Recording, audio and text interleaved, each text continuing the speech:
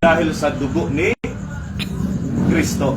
Amen. Hindi sa ginawa natin, hindi sa relihiyon natin, hindi sa mga good works natin, hindi sa water baptism, hindi sa pagsunod sa batas, hindi sa pagbibless sa Israel, kundi sa dugo ni Kristo, pag nananampalataya tayo. Amen. Nakuha natin? Kasi tapos na, finish na. Ang dugo ni Kristo lang ang makapagbayad, makapagpatawad sa kasalanan natin. Tama? So ngayon, naniniwala ba kayo na yung dugo ni Kristo ang paraan para makalapit ka sa Diyos? Amen. Tama? Ano ang ginawa mo sa dugo ni Kristo? Sinampalataya. Amen. Saan yon?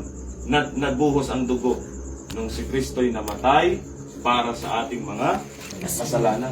And then, hindi lang yon. Siya'y inilibing. Okay? Yung inilibing siya. After 3 days, na-resurrect siya. Di ba? Nakita niyo yan. Ano? John 20:17, ayaw niya pang magpahawak. Bakit? Kasi hindi pa siya nakakaakyat. Kasi anong gagawin niya? Yung dugo niya, ano niya doon sa langit. I-sprinkle niya doon. Okay, nakuha natin? So, yun po yung complete na ginawa ni Kristo, finished work. Ito yung paraan, kasi nandito yung dugo ni Kristo, in-apply. Pag nanampalataya ka dyan, ikaw ngayon ay makakalapit na sa Diyos.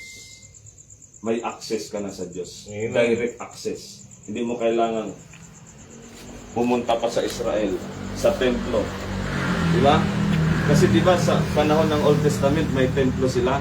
Anong ginagawa ng mga Israelita? Nag-aalay ng hayop. Kasi required yun sa kanila. Pag hindi sila nag-offer ng animal, walang mabuhos na dugo. Tama?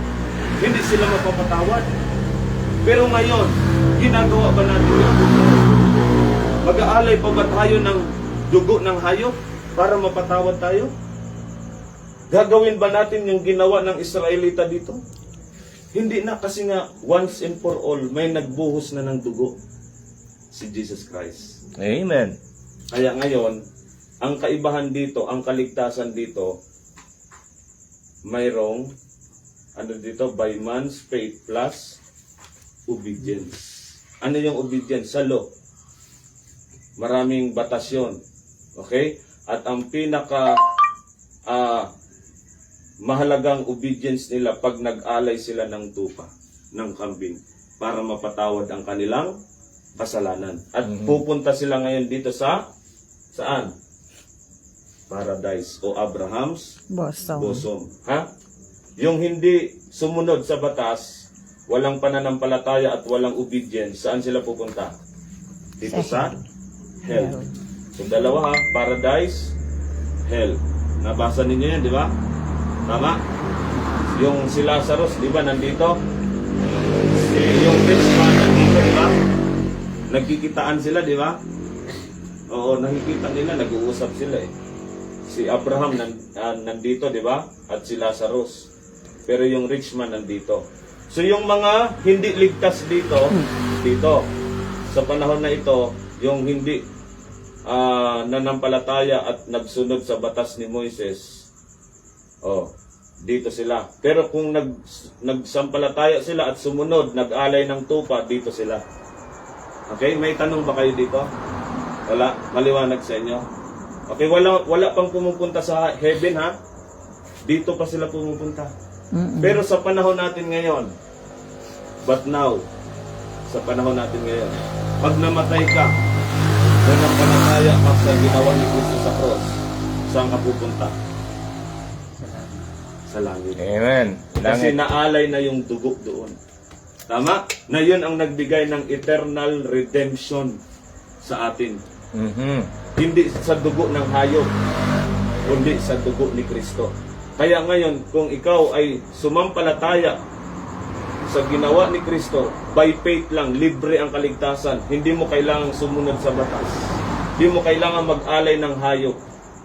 Dahil finish na, ginawa na ni Kristo lahat ng yan. Under grace. Kasi Amen. wala nga naka-perfect eh. Si Kristo lang ang naka-perfect, di ba? Kaya nga walang pumupunta sa langit. Dito sila naghahantay. Tama? Amen. Kasi nga, hindi pa natubos ang kasalanan nila. Nakuberan. Nakuberan lang, natakpan lang ng dugo ng hayop. Amen. Pero nung dumating na si Kristo, yung dugo niya, okay, nilagay niya na dito sa langit. Okay? Ang nangyari, yung mga tao dito sa Abraham's bosom ay kinuha ni Kristo. Dinala na doon sa langit. Nakuha ninyo? So ito Amen. po, empty na. Wala nang tao dyan. Mhm. Pero dito, nag-enlarge ang hell. Lumawak ang impyerno. Nakuha ninyo? Dumami pa ang tao dyan sa impyerno. So sa panahon natin ngayon, kaya grace, hindi under the law, kasi wala kang ibang gagawin, kundi sumampalataya lang. Amen. Sa finished work ni Jesus Christ. Okay? So, kailan matatapos ang panahon ng biyaya? Kailan matatapos? Malapit na tayo matapos. Pero dito na tayo muna. Kailan matatapos ang panahon ng biyaya? Kailan? Ano yung hinihintay natin na bilang Rapture. Rapture. Amen. Yan. Caught up. Rapture. Tama. So dito matatapos po yung under grace. Tama? Okay? Kasama ba kayo doon? Sino yung ira-rapture ng Diyos? Yung mga member ng body of Christ, lahat ng may banal na espiritu, dahil nanampalataya sila sa finished work ni Amen.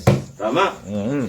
Kaya dapat siguraduhin ninyo ang pananampalataya ninyo dito sa ginawa ni Kristo, ha? Okay po? Pastor, may tanong po ako. Okay. Sige po. Naniniwala din po kayo sa ano, one saved, always saved. Tamang magandang ano po, question. Okay. Sa panahon natin ngayon, ang banal na espiritu nung pumasok sa iyo, ang tanong, umaalis ba ang Holy Spirit? Hindi po. Ibig sabihin nun, one saved, always saved yun. Anong patunay sa Bible ngayon? Oo. Ano makikita sa Bible na ang Holy Spirit hindi umaalis sa panahon natin ngayon? Kasi sa Old Testament, ang Holy Spirit umaalis. Mhm. Ibig sabihin, nawawala ang kaligtasan dito. Kasi umaalis eh. Good question. Kaya, meron bang mababasa na may Holy Spirit ang isang tao tapos umalis? Sa Old Testament? Hindi ko po. Wala pa kayo nabasa? Wala pa. Si Haring Saul. Kilala niyo si King Saul? Tama? Nag-depart ang Holy Spirit sa kanya. Si Samson. Di ba umalis din ang Holy Spirit? Kaya nanghina siya. Tama? Kasi ang Holy Spirit dito, once na nag-o-obey sila sa law, nandun. Pag hindi, Mhm. aalis. Okay. May kondisyon. Di ba? May kondisyon. Okay? At nag-pray si David. Si David, di ba nagkasala si David? Ng adultery? Psalms 51, ano yung prayer ni David sa Diyos? Okay, pakibasa po para ano yun natin. Psalms 51,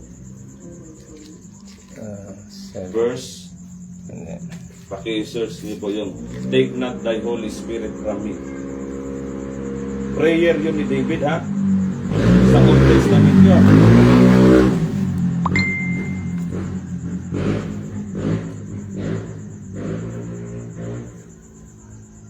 Anong sabi kong chapter? Psalm? Psalm 51. 51. Parang wala po siya. Ha? Psalms 51 verse 11.